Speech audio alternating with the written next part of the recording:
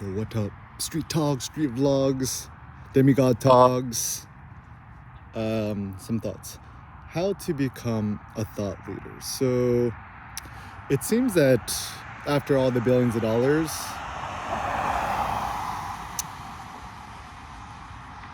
what everyone wants to become is a thought leader. So for example, even Dalio, principles.com, he wants to become a thought leader even after his billions of dollars. Even the joy of a Nassim Taleb, his goal was to get FU money in order to focus on philosophizing, writing, and thinking, etc. And so even I met some like crypto whales, right? Like, after having to pay $100 million in taxes this year, their life goals and pursuits is to become a thought leader. Now, just because you're rich and have the billions of dollars, it don't mean you are a thought leader. And this is where it's an interesting thought, because being a thought leader or being influential is actually more important than money. And so for much as, like, for example, you could be a plumber or an electrician earning $500,000 a year, yet your work by society is considered base and not respectable, or just kind of so-so, right? And also you might not be influential, right? In order to become a thought leader, I mean, simple thoughts, right? Start your own blog. I think moving forward, I'm not going to tell people to make a website. Just make a blog. A blog as a weblog, just... Because the problem with like when you think of a website, it tends to be just a static, forward-facing thing, like an online portfolio. Blog is a more dynamic, thought leader producing billboard of your ideas. So bluehost.com, wordpress.org, just start blogging. And my thought is, everybody starts with 0 views. Don't enable stats, comments, blah blahs. Keep it all disabled. And what you do is surely but slowly build an audience. Like, for example, just Google Eric Kim News. I have like, I think right now I have like around 10,000 subscribers to my email newsletter. And how long did it take? I started when I was 21, 22 years old. I'm 34. Wait, 21 to 34. Oh, wow. I guess it took me 13 years. Yo, EK's been in the game for over a decade. 13 years. Looking for the next decade or 2 or 3 or 4. And it's funny because like currently whenever I go to the gym, most of the guys, gym girls, they're all like, actually a lot of high schoolers, like 18 years old. I met a kid who's 18, 19, kids right 21, 22, 20s. Even the oldest guy I met at the gym was like 34. I'm like, oh, I'm 34 too. What are you, born 1988? Like my friend, my best man Justin Lee says, heavyweight since 1988. Or when you like to joke, lightweight since 1988, right? Everyone wants to become a heavyweight. Nobody wants to be a lightweight. Like, nobody likes watching welterweight and lightweight boxing. I want to watch heavyweights. Like, even myself, I aspire to become a Mike Tyson. Yeah, you don't want to become a Floyd Mayweather. I mean, like, I don't get the thing with Mayweather. Is just kind of like watching guys just throw little jabs the whole time is kind of uninteresting. I'm more a Pac-Man, Manny Pacquiao, Filipino ho. So hit up the pork sisig, right? So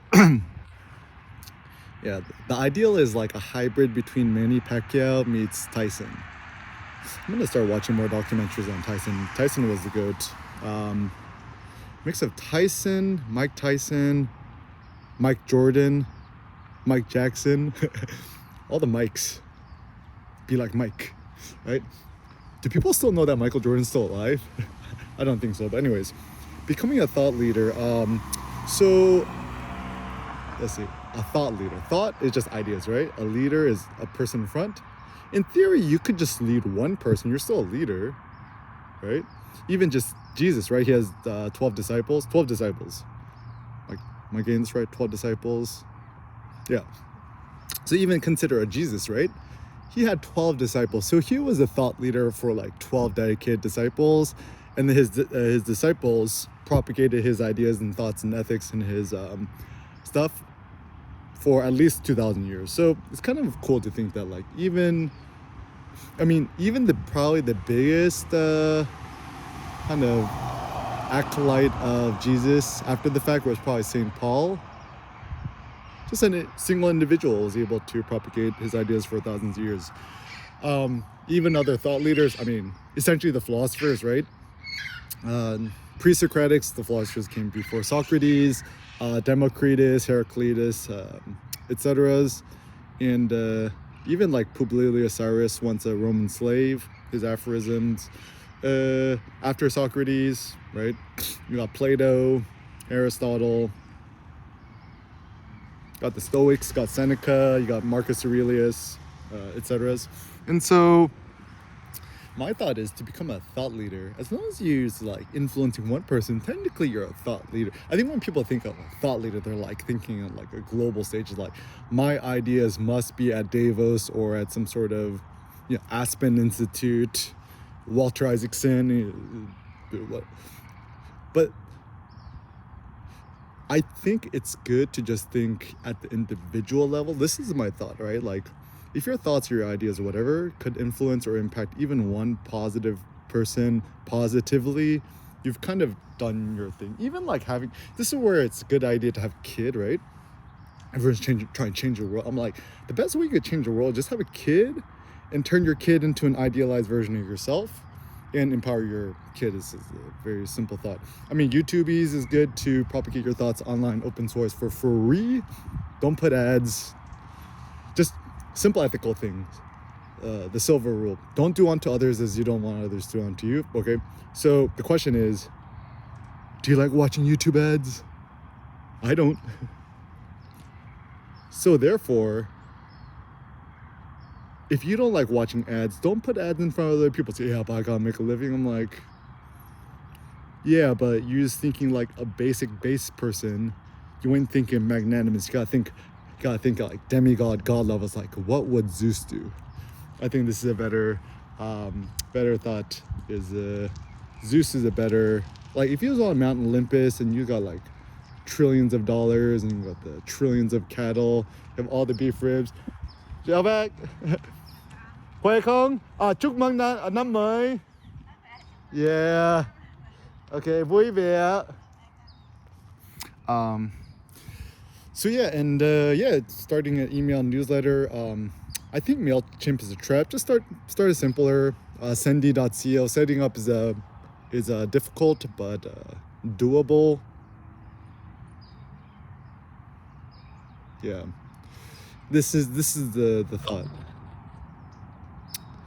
Better to take the more painful, difficult, confusing, more breakable, bad solution, that in which you have more control and power, than to take the more streamlined, optimized one. So for example, don't use Facebook, Instagram, even Gmail. Gmail is great. However, Gmail is a trap too.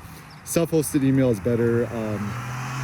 And also looks more professional too. So for example, I own the domain, or Cindy bought me the domain erickim.com. Bought it for like $1,000 or something like that. Totally worth it. And so my email is eric@erickim.com, and that looks a lot more professional than erickim at gmail.com, right? So now Gmail is almost like the new AOL. Everyone has it. So whenever you meet an entrepreneur or somebody who's starting a business or whatever, business contact, and then they say, email at gmail.com, it doesn't look very professional at all. Even a shout out to the Apple team, iCloud Plus, so I paid $10-20 a month, I don't remember. I actually have eric@erickim.com linked to my, the iCloud account thing.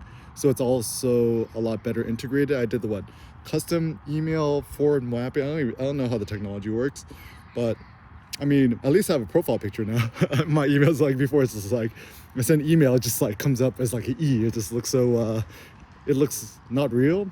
So even Sendy.co is better than MailChimp, because even though it's a pain to set up, at least you own it. Everyone wants to own a house, car. I'm like, you finna drop like $2 million to buy a house, yet you don't want to pay for your own website hosting. It's like, You want to buy the Tesla, you want to drop 150 G's on Tesla, yet you don't want to pay for like your website domain hosting fee. Like right now I use oneandone.com and I have the highest thing. You can store like 1 million files, 500 gigs, a terabyte storage. I might pay like $300-400 a month. Not super cheap, but cheaper than a mortgage on a house, dropping like 4 G's a month on a mortgage. So focusing on investing on ephemeral things like technology, internet, stuff like that, totally worth it. Like for example, I have the Apple, the iCloud Plus plan, $10 a month. The Google, 2 terabyte plan was another $15 a month. I have the Google Dropbox Premium, no whatever thing. What else do I have? Oh, also, I have the YouTube Premium, family plan thing, because it's actually funny, like, what are the things that young people, millennials, and the elderly all share? They're all on YouTube all day. So Cindy's mom's always watching YouTube our parents use YouTube for everything, right? Even my mom. So I got Cindy's mom, my mom, etc. And I just got sick of hearing ads just in the kitchen in the morning. So I'm just like, okay, just get everyone on it too, so I don't hear the ads, right? So to become a thought leader, also start a podcast, Anchor.fm. You can start video podcasts. That's a new innovation. I think that'll become the next thing. This is my prediction: is YouTube is getting more and more spammy and nobody likes it. I think the future will be kind of more video podcasting. Technically, I don't know how to set it up, so Anchor.fm, which is owned by Spotify, seems like a good thing.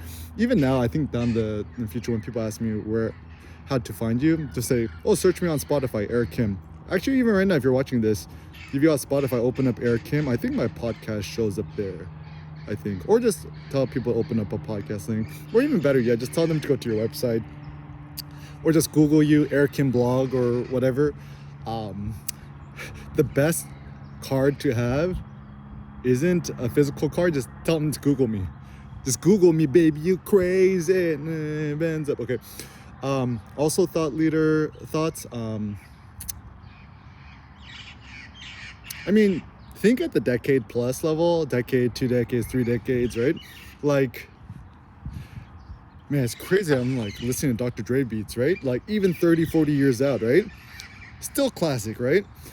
And so becoming a thought leader means to not dilute your thoughts and your activities and stuff. Go super duper hard, be super duper honest. Think and talk like a philosopher. Like even read Nietzsche. Like it's like reading it, it's like people could talk like that? People could write like that? It's like he's crazy. It's like, no, he's just a philosopher, right? When nowadays you read like a New Yorker person or Atlantic, all modern day writers who are anemic, who don't deadlift, should not be trusted. So simple heuristic, right? This writer, this thought leader, can they deadlift 7 plates or not? If they can't deadlift 7 plates, don't listen to them. I think all philosophers should rack, pull, deadlift, squat, atlas hold, lift weights, etc. Even my mom, she just turned 67. I've gone her into 1 rep max weightlifting. And then yesterday at the gym, she was like, Sangjina. It's my Korean name. Sangjin. What muscle is this? She was like pointing to her traps. Like, this is a new muscle. It's kind of cute at the gym. It's like, we're the only mom-son couple. And this one dude asked me, he's like, oh, excuse me. Like he thought, he was like curious. He's like, is that his mom? And then he's just like, excuse me, sir, are you a personal trainer? Is this your personal trainer? And I was like, no, that's my mom. But then everyone's like, my mom like fist bumping like 2 like super duper swole dudes in the free weight section, the bodybuilders. And so also becoming a thought leader means to change your thoughts and activities in a way in which it's so funny. I was like pulling up to the gym, right? Wearing my crop top, super bright colored clothes, roll up my shorts, make them short shorts, wearing my 5-finger toe shoes, the LX model, hyping myself up, working lifting weights with my mom. Like maybe like some dudes might be like embarrassed to do that, or like once he's the GOAT, you don't what would you care? It's like, if anything, like I see more girls checking me out the gym, and dudes, like random dudes who I don't even know, they start fist bumping, say, yo, what's up, bro? And they fist bump me. I was like, oh, he's probably seen me tap the 7 plate the 710-pound squat lift and stuff like that. It's kind of good. But anyways, so to become louder, to become more audacious, to become more reckless, to become more ruthless. Once you take the top off your Maybach, you become more ruthless. Listen more Jay-Z, Kanye, and never stop propagating and publishing your thoughts.